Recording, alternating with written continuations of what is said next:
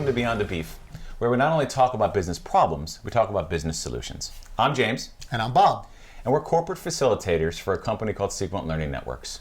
Every day we go into organizations and listen to employees have problems that they feel helpless to solve. We would like to move beyond those complaints and offer solutions to help both your company and your career. Bob, what would you like to beef about today? So much. I'm sure. But you know what I want to beef about today? The fact that nothing works. I mean, who designs some of these products that we use? Just today, setting up this video, in fact, what were we doing? Trying to find a blessed HDMI port that is put so far in back of the television set.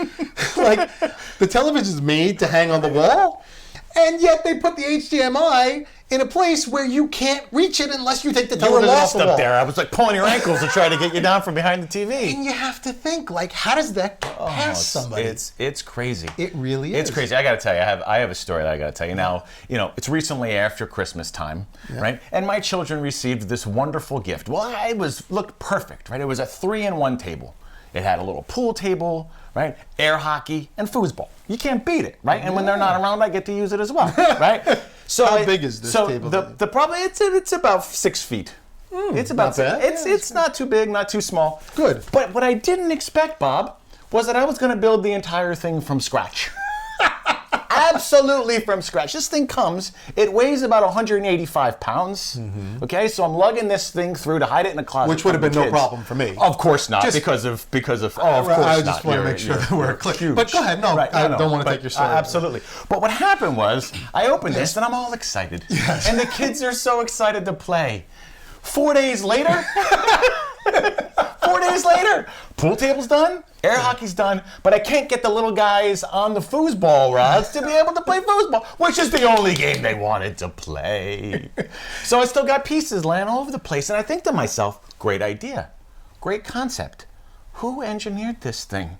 Who decided that I needed to do the manufacturing?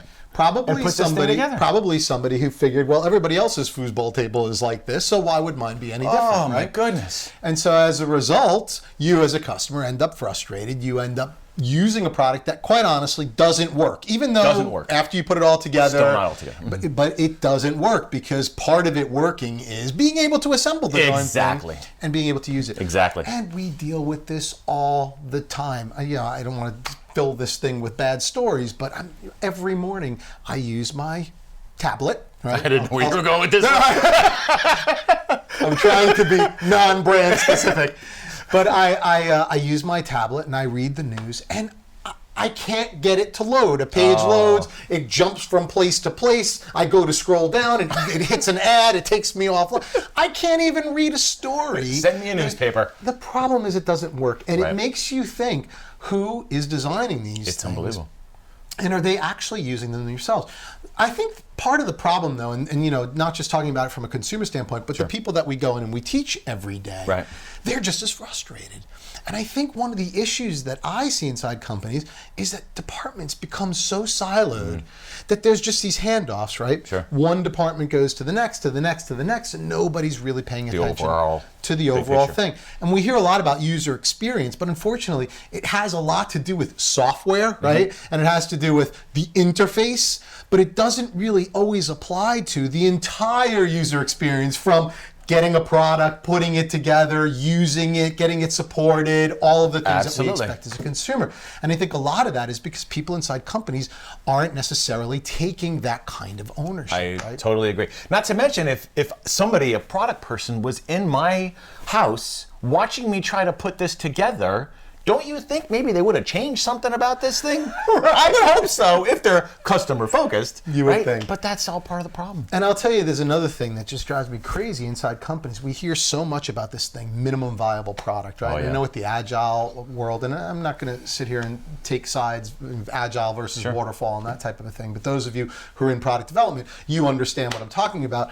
And a big part of agile is this thing called minimum viable product, which literally means putting out the minimum product that a customer would want. I get the idea so that you can turn things around faster and not spend a lot of time internally building features that might not be as important to customers. But a lot of companies seem to interpret this as get the bare bones minimum product out there, even if it doesn't do everything that people want it to do. Like work. Like work. And yeah, companies get it out there faster, but they're losing this key element of being able to differentiate from other companies that aren't providing an overall experience. So what is the solution? That's the key, right? What's the solution? What do you think the solution is? We've had a good conversation here around different issues that both of us have had. Yeah. Right? What do we want to leave the people with today to say, you know what, here's the top 1, 2, 3 things that they really need to focus on going forward. First thing I heard was collaboration. Yeah. Start to finish, overall ownership and collaboration across the board. It's the number one thing if you're managing a product, looking to put something to the marketplace that looks at everything from a great idea to a great engineering, to great manufacturing, to great delivery, and after the fact. Right. What else? What would you add? I mean, I really and truly think that companies have to use their products, right?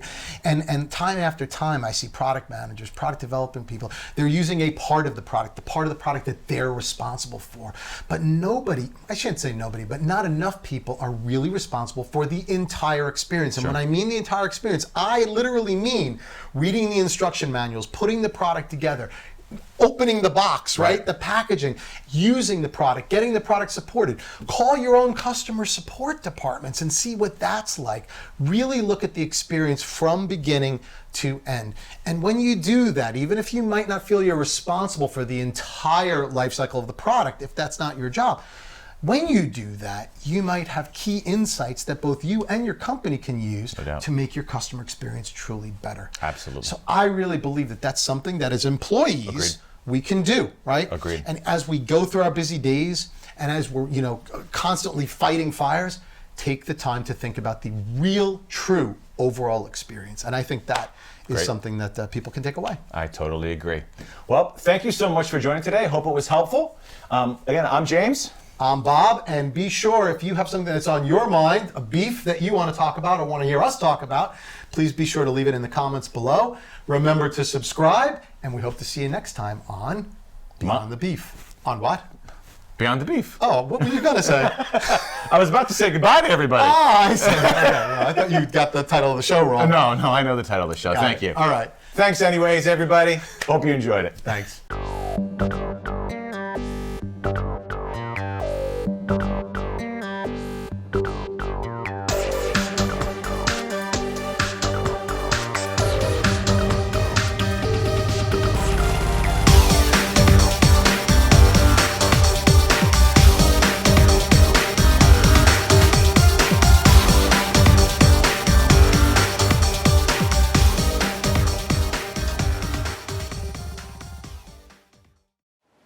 Considerably thinner in this jacket.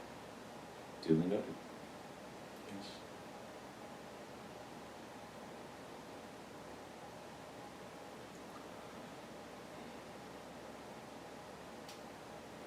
Yes.